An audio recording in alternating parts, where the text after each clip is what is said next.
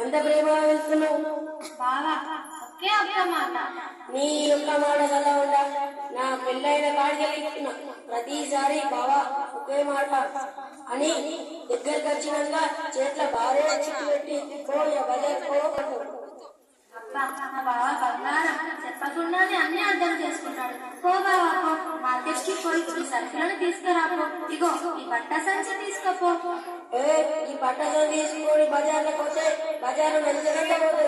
పోయి ఇంట్లో పోయి ప్రభాస్ ప్లాస్టిక్ కవర్ పట్టుకురాపో. ఓ బావా, ప్లాస్టిక్ ఎక్కువ వాడడం వల్ల ఎంత నష్టమో చెప్తా విను.